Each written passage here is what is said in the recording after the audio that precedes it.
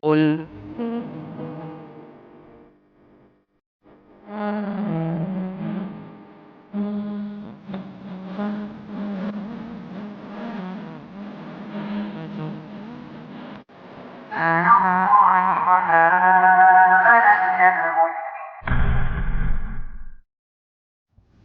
Bismillahirrahmanirrahim. Assalamualaikum warahmatullahi wabarakatuh. Alhamdulillahilladzi arsala rasulahu bil huda wa dinil haqq liyudhhirahu 'ala dini kulli wa kafa billahi shahida. Wa asyhadu an la ilaha illallah wahdahu la syarikalah iqraran bihi wa tauhidan. Wa asyhadu anna Muhammadan abduhu wa rasuluh. Allahumma shalli ala nabiyyina wa sayyidina Muhammad wa ala alihi wa man tabi'ahum bi ihsanin ila yaumiddin. Allahumma inna na'udzubika min zawali ni'matik wa tahawuli afiyatik wa fujaati niqmatik wa jami'i sakhatik. Allahumma inna na'udzubika min ilmin la yanfa wa min qalbin la yakhsha wa min nafsin la tashba wa min da'watin la yustajabu laha. Allahumma inna nas'aluka ilman nafi'a wa rizqan thayyiba wa amalan mutaqabbala. Alhamdulillah, para jamaah sekalian, ikhwani fiddin wa akhwati fillah, bapak dan ibu-ibu yang mugi-mugi senantiasa dirahmati dan diberkahi oleh Allah Subhanahu wa taala, kita bersyukur atas nikmat dan karunia yang telah Allah Subhanahu wa taala anugerahkan kepada kita sekalian, sehingga di kesempatan malam hari ini ba'da salat maghrib kita dimudahkan berada dalam majelis yang mulia, yang mudah-mudahan majelis ini adalah majelis yang senantiasa diberkahi oleh Allah Subhanahu wa taala, mendapatkan limpahan rahmat dan mendapatkan kasih sayang dari Allah Subhanahu wa taala, dan mudah-mudahan kita dapat meraih ilmu yang bermanfaat di dalamnya. Pada kesempatan kali ini dalam majelis yang pertama untuk kajian di Masjid Pemuda Langan ini, kita akan mengkaji dua pembahasan. Yang pertama, pembahasan dari kitab Riyadhus Shalihin karya Imam Yahya bin Syaraf An-Nawawi Asy-Syafi'i rahimahullah. Lalu setelah itu, kedua, kita akan melanjutkan dengan pembahasan fikih dari kitab Manhajus Salikin. Penyebutannya bukan minhaj namun manhaj. Manhajus Salikin karya Syekh Abdurrahman bin Nasir As-Sa'di rahimahullah. Nantinya pembahasan Riyadhus Shalihin kita tidak dari awal, namun saya melanjutkan pembahasan yang pernah kami bahas di Masjid Siswagraha, yaitu Kitabul Azkar. Namun dari Kitabul Azkar kita kaji dari ayat terlebih dahulu dan dari hadis-hadis yang awal sampai seterusnya. Kemudian untuk kitab Manhajus Salikin kita kaji nanti dari awal, dari pembahasan kitab Tuharah, kitab bersuci, dan seterusnya sampai pembahasan ibadah yang dibawakan Syekh Abdurrahman bin Nasir As-Sa'di. Para jamaah sekalian, perlu dipahami bahwasanya majelis ilmu ini adalah majelis yang sangat para ulama itu cintai. Sampai-sampai di antara perkataan yang para ulama itu katakan, ada di antara perkataan para salaf disebutkan oleh Imam Ibnu Abdul Bar dalam kitabnya Jami' Bayanil Ilmi wa Fadlihi. Ia mengatakan bahwa ada satu bab yang beliau bawa, bab minal ilmi nata'allamuhu ahabu ilaina min alfi raq'ati tatawwu'in. Kata Imam Ibnu Abdul Bar, beliau membawakan judul bab, ilmu kita diperintahkan untuk mempelajarinya, dan itu lebih dicintai oleh kami, oleh para ulama, oleh ahli ilmu, dibandingkan dengan 1000 rakaat sholat sunnah. Dibandingkan dengan 1000 rakaat sholat sunnah. Maksud hadis ini nantinya sama seperti perkataan dari Imam Syafi'i rahimahullah ketika beliau juga mengatakan yang sama, bahwasanya thalabul ilmi afdalu minan nafilah, atau thalabul ilmi afdalu min sholatin nafilah. Menuntut ilmu itu lebih afdol daripada sholat sunnah. Kalau di sini kalimat yang berlebih dari Imam Ibnu Abdul Bar, beliau katakan menuntut ilmu lebih aku sukai, lebih kami itu sukai daripada melaksanakan 1000 rakaat dari ibadah sunnah atau sholat sunnah.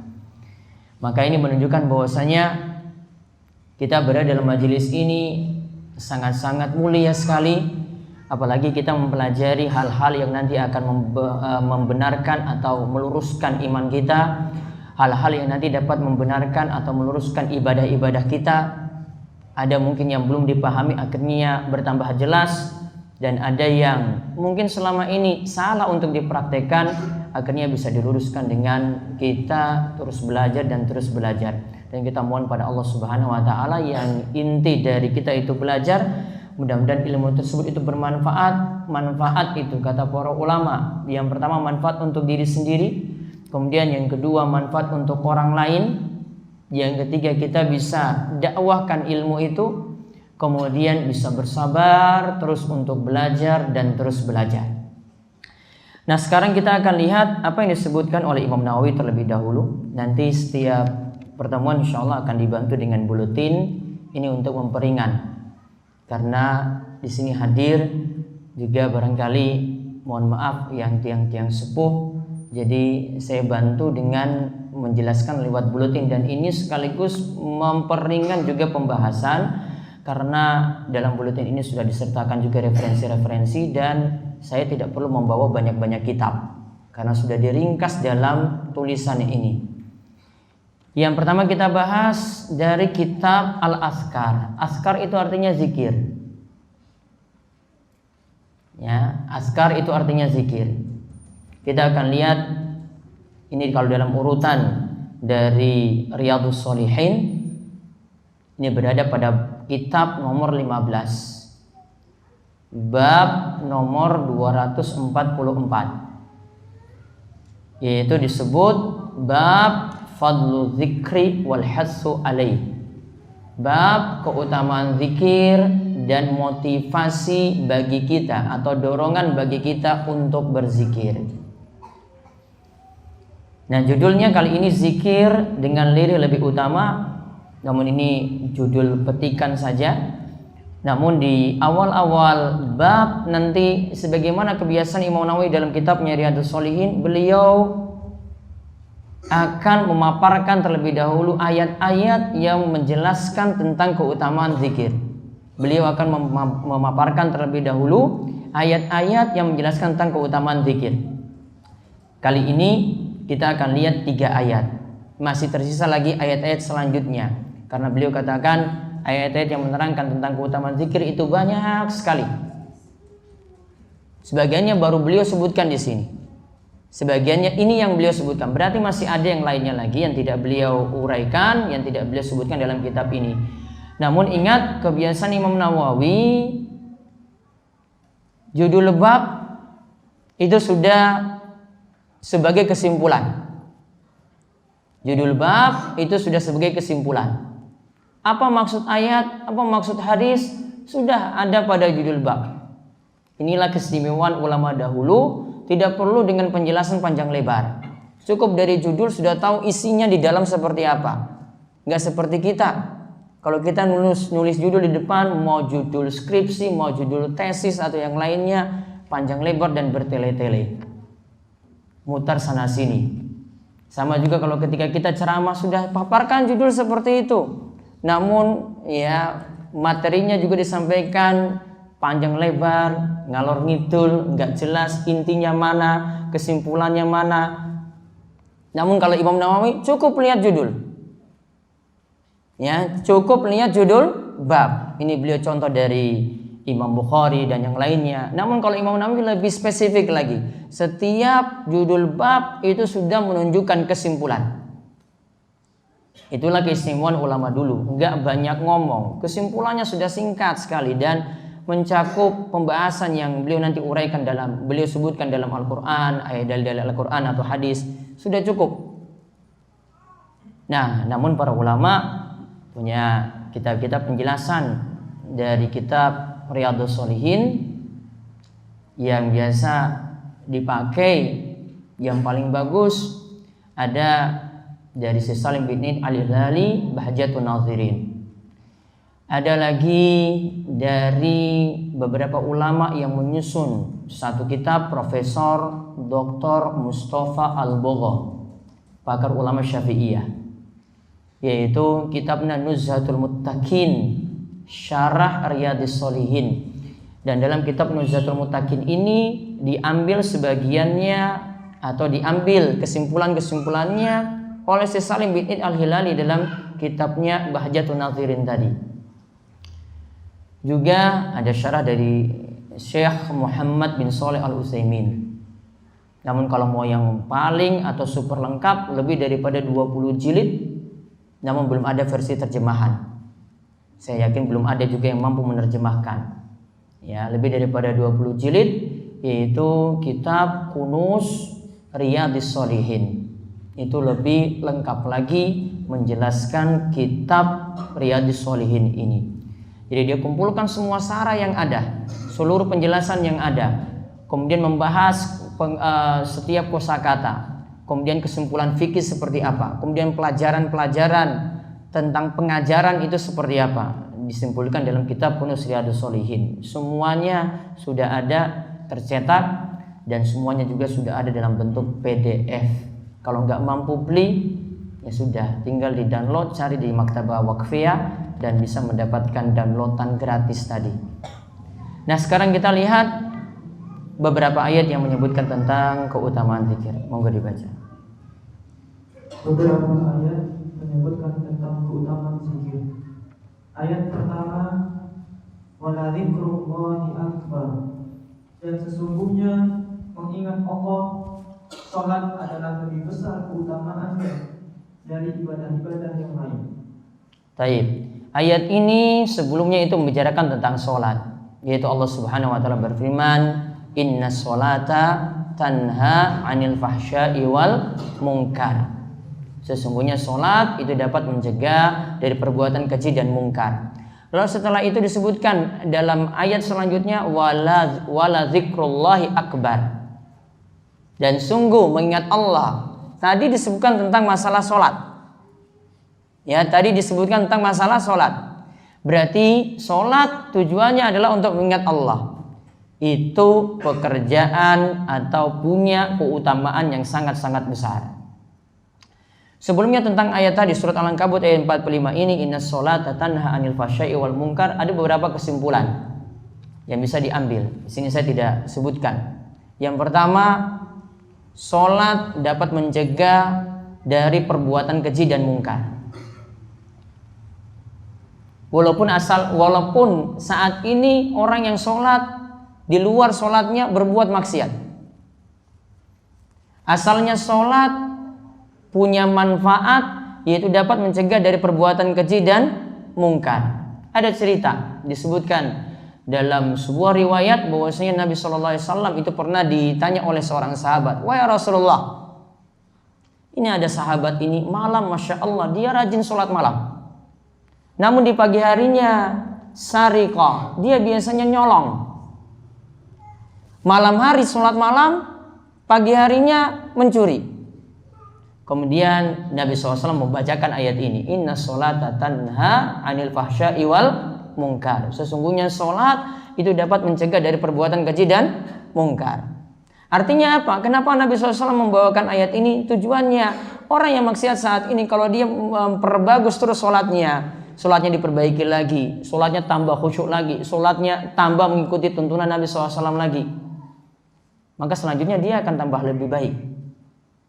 Taruhlah sekarang dia pelaku maksiat, taruhlah sekarang dia belum bisa meninggalkan maksiat yang ada, lama-kelamaan dia bisa meninggalkan maksiat tersebut dengan izin Allah Subhanahu wa taala, dengan dia memperbaiki sholatnya. Jadi biarkan orang seperti itu, kalau dia sudah datang ke masjid, maka mudah-mudahan Allah memberikan taufik dan hidayah supaya dia itu berubah. Dia datang ke masjid, lama-lama dia juga memperbaiki ibadahnya, lihat kanan kirinya, oh sholatnya bagus. Ini dapat dari mana? Oh dapat dari majelis ilmu, akhirnya ikut ngaji, tambah ilmu lagi, akhirnya memperbaiki diri, kemudian jadi lebih baik. Saya yakin diantara ya mahasiswa-mahasiswa yang hadir atau peserta yang hadir saat ini, dulunya seperti itu. Awalnya ada yang dapat hidayah cuma karena tersentuh ketika berada di masjid.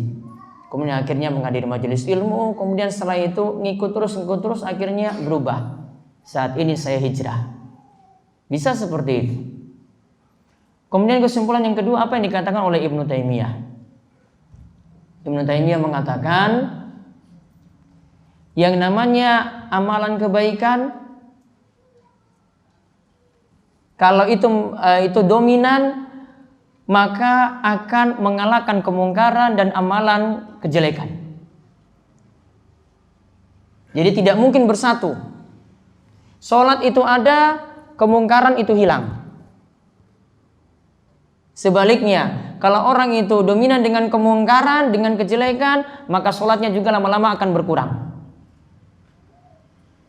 Ya, beliau simpulkan seperti itu. Jadi kalau orang sudah dominan dengan kebaikan, maka kemungkaran itu akan berkurang.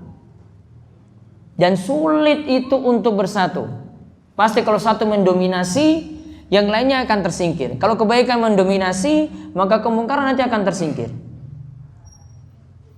Ini faedah yang luar biasa yang Syekhul Islam Ibnu Taimiyah sampaikan dari ayat tadi. Nah, sekarang kita lihat apa yang dikatakan oleh Syekh As-Sa'di. Dibacakan. Syekh As-Sa'di menyatakan bahwa dalam sholat itu terdapat zikir pada Allah dengan hati, lisan dan anggota badan. Terus. Allah yang menciptakan manusia untuk beribadah padanya, dan sebaik-baik ibadah adalah sholat. Nah, kenapa sholat itu zikir yang paling besar, punya manfaat yang paling besar? Kata Syekh As-Sa'di, poin pentingnya di sini beliau katakan dalam sholat itu terdapat zikir dengan hati, terdapat zikir dengan lisan, terdapat zikir dengan anggota badan, lengkap. Dengan hatinya dia renungkan sholat yang dia jalankan. Dengan lisannya dia mesti baca surat, mesti baca bacaan zikir. Dengan anggota badan, yaitu dia punya gerakan rukuk, bangkit dari rukuk, turun sujud, bangkit dari sujud sampai tahiyat. Ada gerakan-gerakan yang punggungnya ketika rukuk itu mesti lurus. Dia lakukan gerakan-gerakan semacam itu. Maka sholat itu sudah super lengkap. Kalau kita zikir biasa, yang ada juga seperti ini, namun tidak selengkap sholat. Sholat dengan seluruh anggota badan itu bisa gerak. Makanya Nabi SAW itu pernah menyatakan tentang sholat duha. Sholat duha itu bisa menggantikan, sholat duha sebanyak 2 rakaat itu bisa menggantikan sodakoh dengan seluruh persendian. Nabi SAW sebelumnya menyebutkan wa kullu tasbihatin sodakoh, wa kullu tahmidatin sodakoh, wa kullu tahlilatin sodakoh. Nabi sebutkan setiap ucapan subhanallah itu adalah sedekah, setiap ucapan alhamdulillah adalah sedekah, setiap ucapan la ilallah adalah sedekah, setiap ucapan Allahu akbar adalah sedekah. Beralih terus Nabi SAW menyebutkan beberapa bentuk sedekah, ditutup beliau katakan semuanya tadi bisa dicukupkan cuma dengan 2 rakaat sholat duha. Apa alasannya sampai dikatakan sholat duha bisa mencukupi semuanya? Karena sholat duha tadi 2 rakaat, ada zikir dengan lisan, ada zikir dengan hati, ada zikir dengan anggota badan. Ada zikir dengan lisan, ada zikir dengan hati, ada zikir dengan anggota badan. Itulah diantara manfaatnya sholat duha. Nah sekarang lihat ayat yang kedua. Ayat kedua, fazkuruni azkurkum. Karena itu ingatlah kamu kepadaku, niscaya aku ingat pula kepadamu. Fazkuruni azkurkum. Yang membawakan ayat kedua lagi. Ingatlah kamu kepadaku, yaitu kepada Allah. Manfaatnya apa? Niscaya aku, yaitu Allah, akan ingat kepadamu.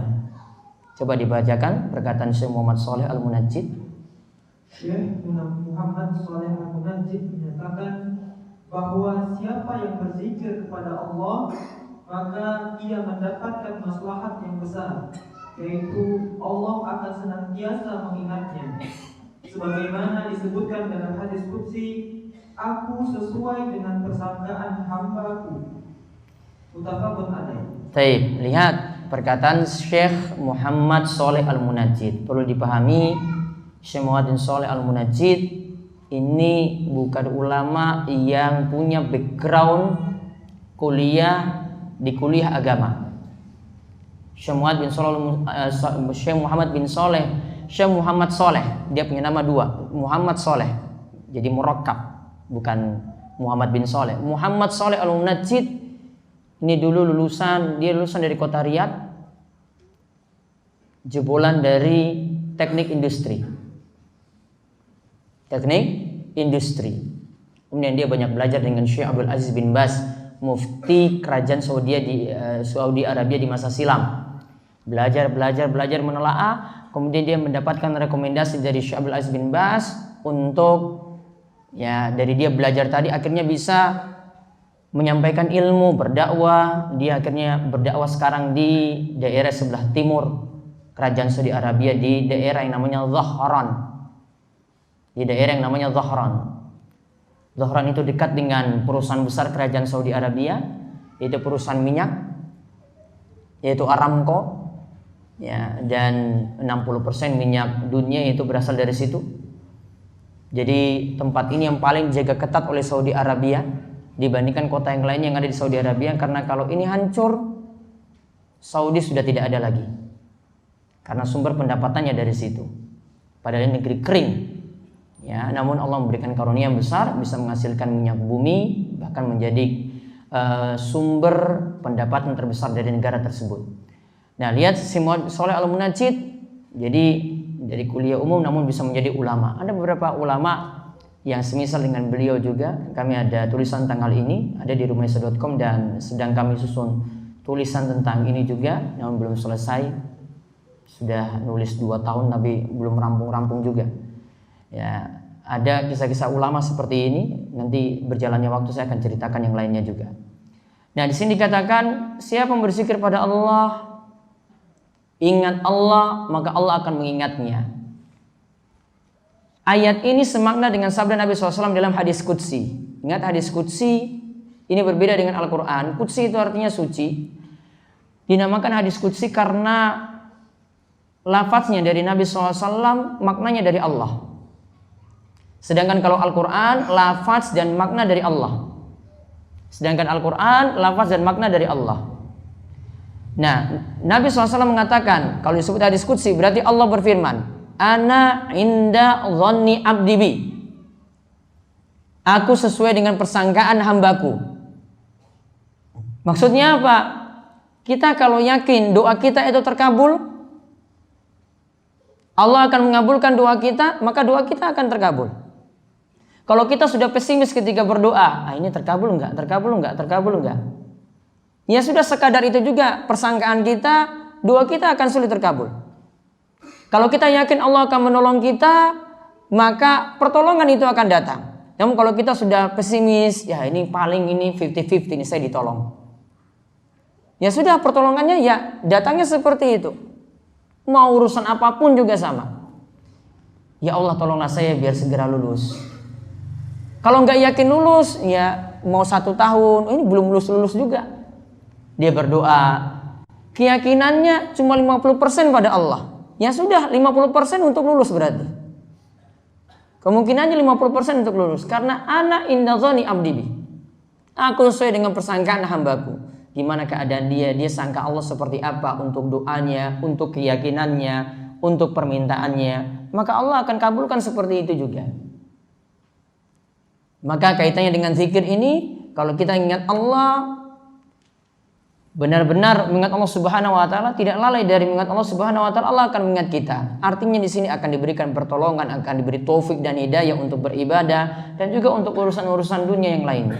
Karena makna ayat ini adalah makna secara umum seperti yang disebutkan tadi. Kemudian ayat yang ketiga. Ayat ketiga, وَاذْكُرْ رَبَّكَ فِي نَفْسِكَ تَضَرُّعًا wa khifatan wa dunal jahri minal qawli bil ghudwi wal asali wa la takun minal ghafilin.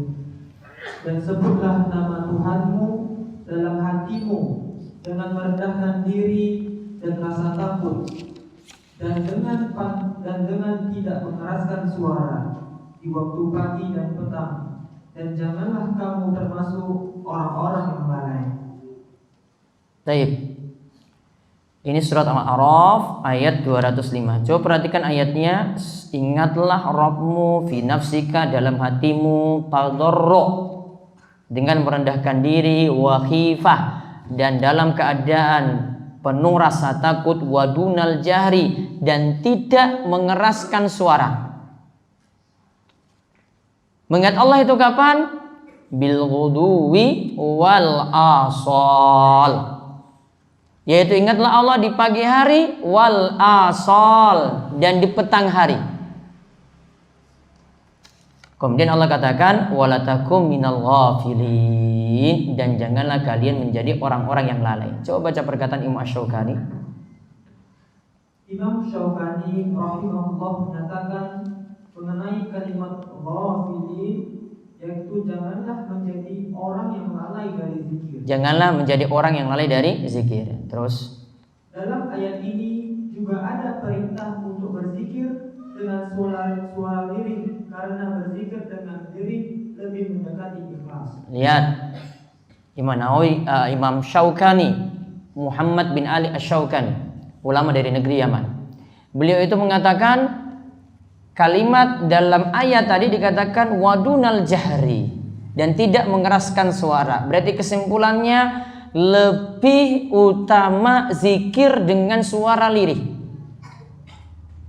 Imam Asy-Syaukani dalam kitabnya Fathul Qadir ini sudah menyebutkan zikir dengan suara lirih punya manfaat, itu lebih mendekati ikhlas.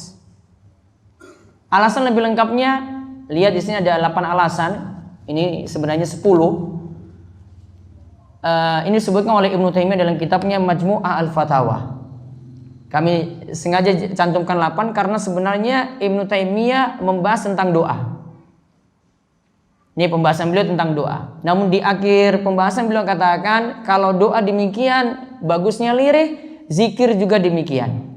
Namun yang kaitannya dengan zikir itu cuma 8. Nah sekarang dilihat ada 8 alasan zikir dengan lirih. Kenapa zikir dengan lirih itu punya keutamaan? Satu,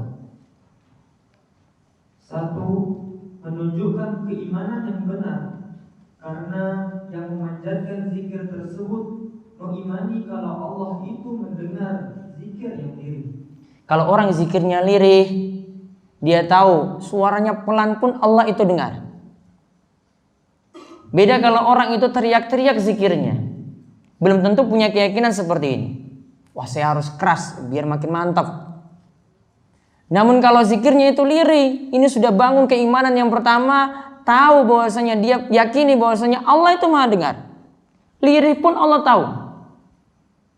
Lirih pun Allah tahu. Alasan kedua, ini lebih menunjukkan adab dan pengagungan. Hal ini misalkan seperti rakyat, ia tidak mungkin mengeraskan suaranya di hadapan raja. Lihat, rakyat tidak mungkin ngomong teriak-teriak di hadapan raja. Datang ke hadapan raja, Pak Presiden, saya mohon supaya proposal saya segera untuk diputuskan sekarang juga. Teriak-teriak nggak santun. Orang itu dikatakan punya adab, pengagungan. Kalau di hadapan raja ngomongnya santun, dekati raja tadi ngomong pelan-pelan. Ya, itu sudah menunjukkan pengagungan. Maka di sini dikatakan oleh Ibnu Taimiyah, beliau ibaratkan coba raja dan rakyat. Rakyat pasti ngomongnya itu baik-baik. Dengan suara lirih saya sudah dikatakan santun sekali. Terus, siapa saja yang berbicara di hadapan raja dengan suara keras tentu akan dibenci. Mau teriak-teriak itu enggak ini. Kalau sekarang presiden punya pasukan pas pampers disuruh keluar, ngapain kamu teriak-teriak di depan presiden? Enggak pas. Terus, sedangkan Allah lebih sempurna dari raja. Allah dapat mendengar doa yang lirih. Sudah sepantasnya dalam doa tersebut dengan beradab di hadapannya, yaitu dengan suara yang lemah lembut. Nah, kaitannya dengan doa yaitu zikir, sama juga dengan zikir, maka dengan suara yang lirih pula. Kemudian yang ketiga, alasan yang ketiga, lebih menunjukkan khusyuk. Lebih menunjukkan khusyuk.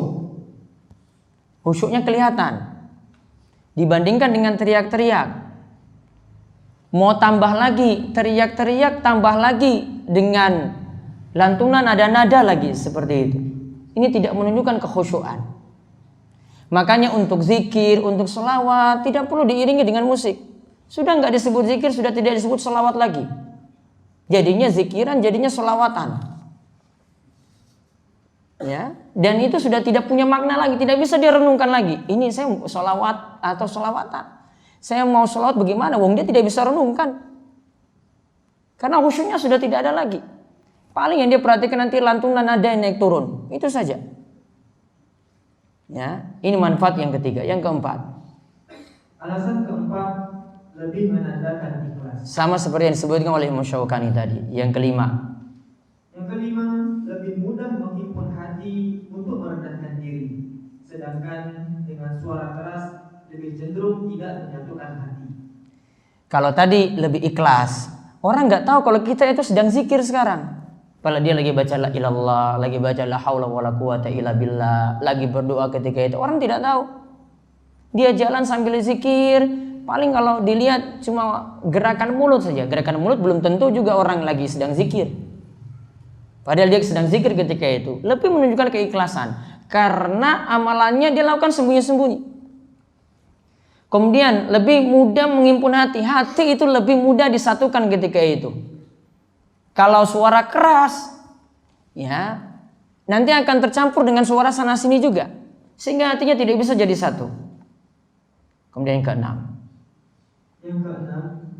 zikir yang lemah lembut menunjukkan kedekatan dengan Allah. Itulah pujian Allah pada Zakaria ketika berdoa. Nah, ini kalau pujiannya ketika berdoa. Zakaria berdoa, Irnada Rabbahu nidaan khafiyya.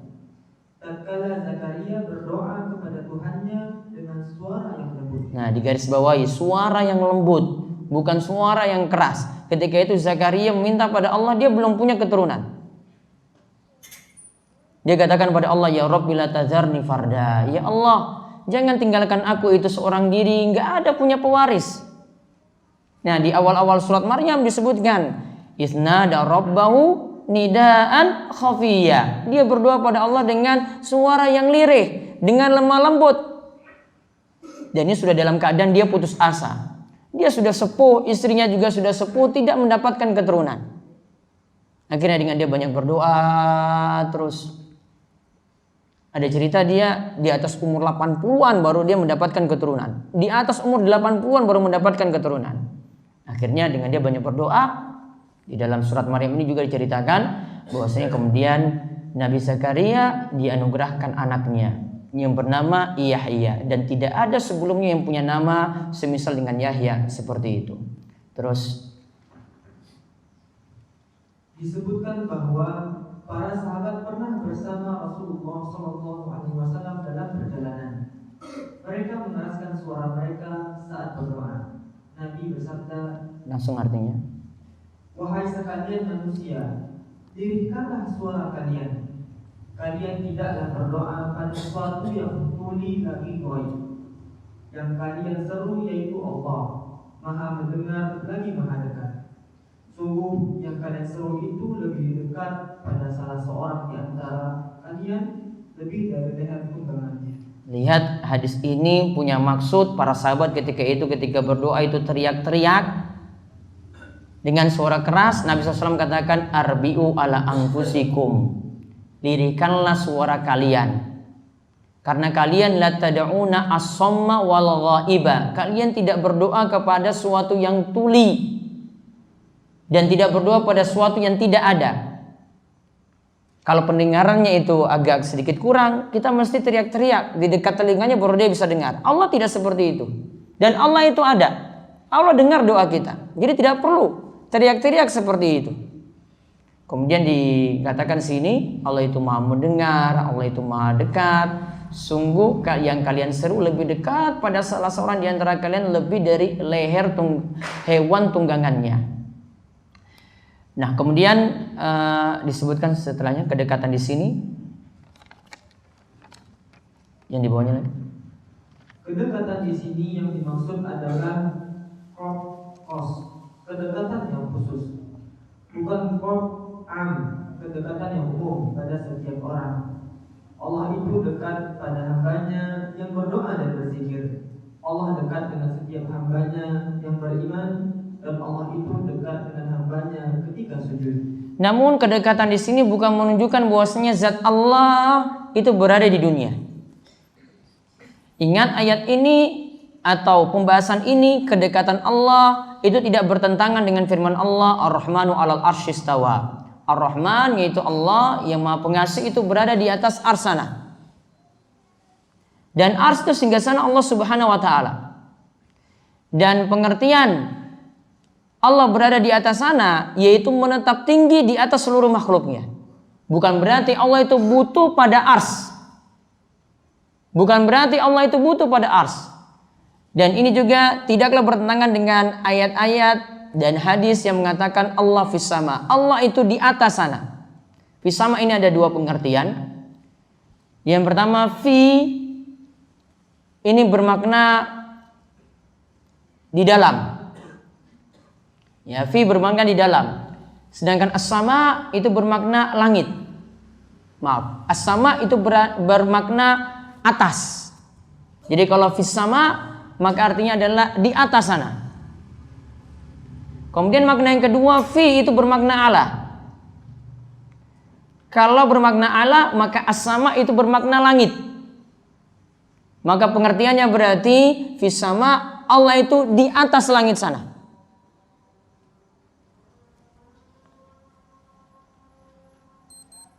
Ini tidak bertentangan dengan kedekatan yang kita bahas. Nomor 7.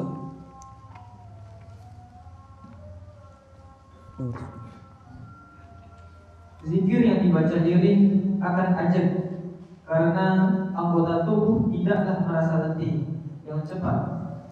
Beda halnya jika zikir tersebut dikeraskan. Baik. Kalau tadi kita bahas kedekatan itu ada dua.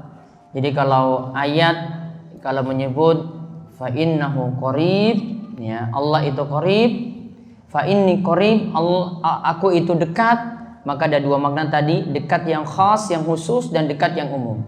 Kalau dekat yang umum berarti maknanya adalah Allah mengilmui segala sesuatu.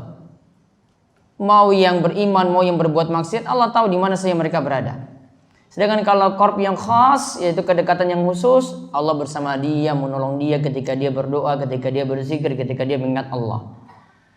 Nah, kemudian yang ketujuh di sini, zikir yang dibaca lirih akan lebih ajak, continue dibandingkan dengan zikir yang dibaca dengan suara keras. Dan ini bisa dipraktekkan sendiri. Orang baca la ilaha illallah 100 kali, dia pakai suara keras, ya, dengan yang lirih saja, yang bertahan lebih lama, itu yang baca dengan suara lirih. Dia bisa gunakan juga untuk yang lainnya. Namun kalau dia baca dengan suara keras, energinya cepat habis. Makanya disebutkan di antara keutamaan zikir dengan lirih juga seperti itu, sama juga dengan doa. Kemudian yang kedelapan. Yang kedelapan, zikir yang lirih lebih selamat dari was-was dibandingkan dengan yang dikeraskan. Zikir yang dijaharkan akan lebih membangkitkan sifat basyariah manusiawi, yaitu ingin dipuji, ingin mendapatkan maksud duniawi. Kalau zikirnya dengan keras, ya, apalagi dia sampai lantunkan dengan suara yang bagus, kadang sifat basyariah muncul. Ini kanan kiri saya muji saya atau tidak. Namun kalau zikir dengan suara lirih, dia lebih menjaga itu, tidak timbul was-was, lebih selamat dari was-was, dan lebih selamat dari pujian semacam tadi. Kemudian selanjutnya, perintah dalam zikir sebagaimana disebutkan dalam ayat tadi surat Al-A'raf ayat 205 sudah ada di awal. Lalu Mujahid dan Ibnu Juraij. Mujahid dan Ibnu Juraij mengatakan bahwa ayat tersebut tersebut berisi perintah untuk mengingat Allah dengan hati, dengan menundukkan diri dan bersikap tenang, tanpa mengeraskan suara dan tanpa berteriak-teriak. Bersikap seperti inilah yang merupakan doa dan zikir. Ingat, pembahasannya tentang doa dan zikir. Maka dikatakan di sini, kalau dengan lirih maka akan muncul menundukkan diri pada Allah, sikap tenang itu akan muncul, ya, tanpa mengeraskan suara. Nah, ini kesimpulannya, intinya zikir yang lebih bagus seperti itu. Namun suatu keadaan zikir atau doa satu kondisi ada diperintahkan dengan suara keras. Namun asalnya zikir yang baik itu dengan suara lirih. Zikir dengan keras misalnya ketika kita mengumandangkan takbir, ya, ketika takbir hari raya misalnya.